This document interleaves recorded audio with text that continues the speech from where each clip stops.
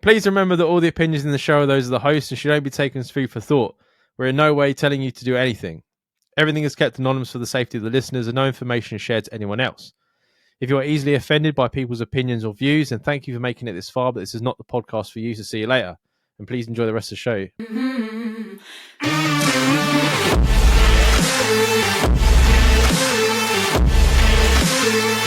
So his first email says, "Hey guys, happy Christmas and a happy new year. I can't wait for this year's content.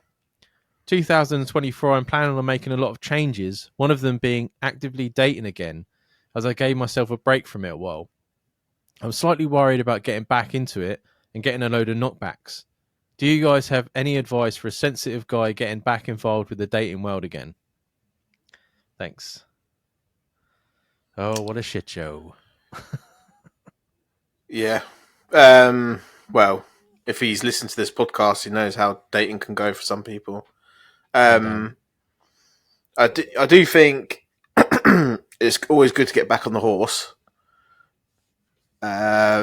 Just be prepared for the rejections, I think, and be prepared for the ghosting, and don't try and take it too seriously, and just go in it easy. I think if I had to do it again, which I said I wouldn't, if Sabina fails, I'm a prostitute man. I think I would do more like substance over quantity. Yeah, because I've been on it for so long, I would just send out. I'd be like, "Oh, that person seems interesting." Whap out a quick email, and then move on to the next one. But I think to myself, like, instead of sending one thought out message to someone and waiting to see if I got it back, I was setting myself up for like 20 or 30 fucking non-responses.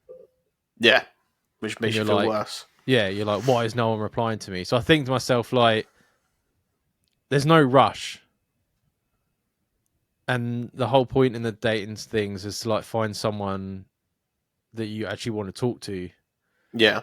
You know what I mean? So I think actually, if you're actually serious about meeting someone and not trying to get your end away, I think, yeah, actually finding someone and taking the time to write an interesting message would be more beneficial. And even then, yes, it's going to, be shit if they don't reply and you'll be a bit downtrodden, but you just got to carry on. It's just like I said before, if you could get to a fucking speed dating, I'd much rather do that than sit online to a blank fucking screen.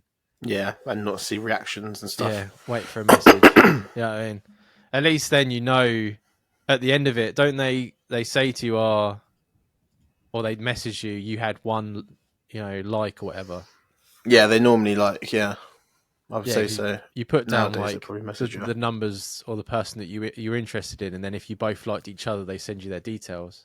That to me is much easier because at least then you'll be like, and then as well, it's good for you to have that interaction with real people. Yeah, it's healthy. It's a lot more healthy than the online dating. Yeah. But yeah, I think it's one of them things that especially when you're getting back into it, like if it was for me, if I was to go back into it, if same was happened in my relationship with Charlotte, it would literally, I'd have to go in quite light-hearted with it because I would know I'm completely off my game being so long out of it.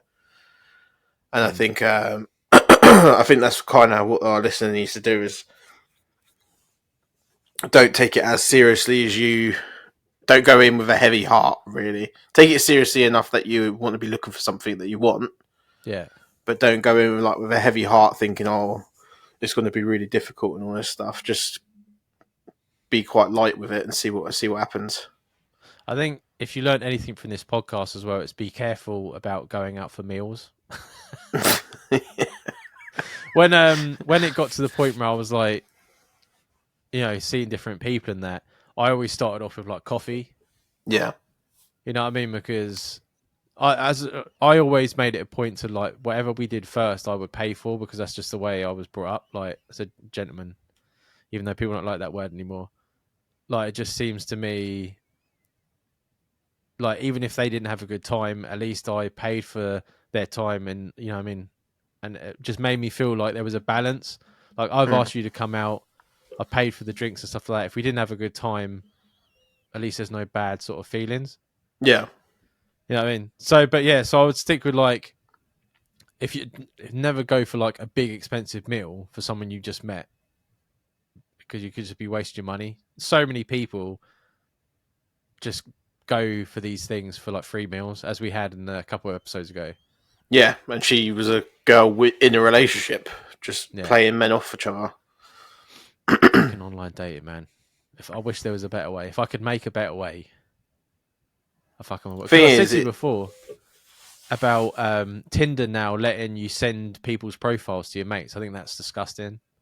Yeah, that is bad because you're already getting enough. Can you imagine the amount of banter that gets thrown about in a girls' group chat about a boy? Yeah. If it's not gone well. And then on top of that, you're seeing the whole profile. I know obviously they could screenshot it before anyway, but you're seeing everything. Yeah. So, in a way, I can understand it because they're like, you could do it in a way of being safe where I'm going out with this guy, this is his details. Yeah. But, you know what I mean? Giving a location of where you're about to go make a coffee is just as good as that. But I don't know. I'm not going to rant on a.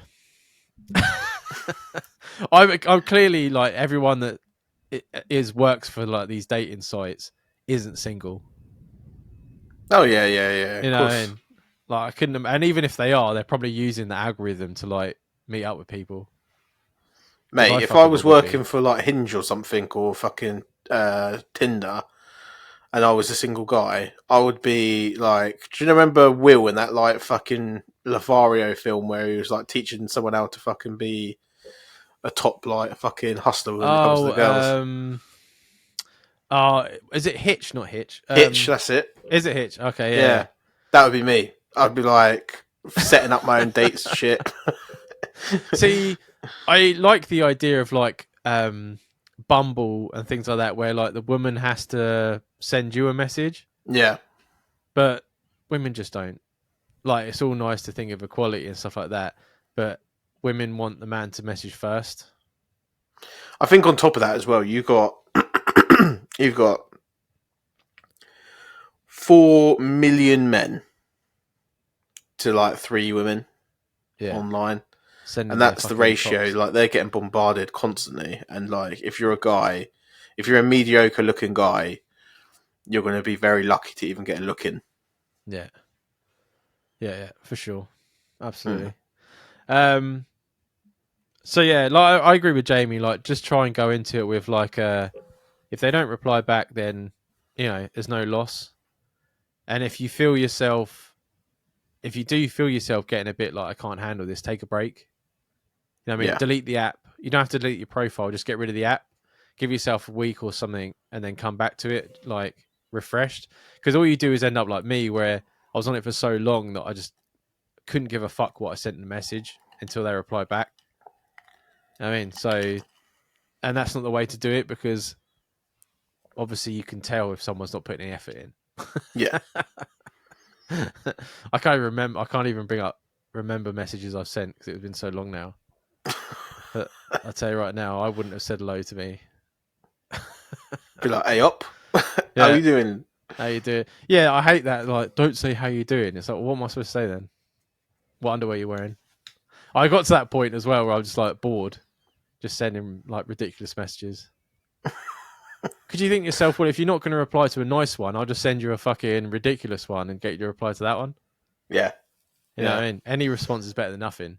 My mate used to do you know the Spider-Man meme where he like flips and like lands on the side, like paint me like one of your little French girls. He used to do that. He used to just send he'd swipe yes to everyone on Tinder and then just send every single girl that swipes yes to him that. And he got conversations out of it sometimes. You do some of the There's a really good video of Eric Andre and they switch each other's Tinder's account, yeah, and they're just sending all this, and the amount of comments, the replies they get for the shit they're saying, I'm like, mate, doing something fucking wrong here. So yeah, the more relaxed, the better. All I can say is that. But good luck. Obviously, we're always here. And like I said, if you're feeling overwhelmed, just make sure you give yourself a break. Yeah. And good luck. You can do it. You can do it. You can do it.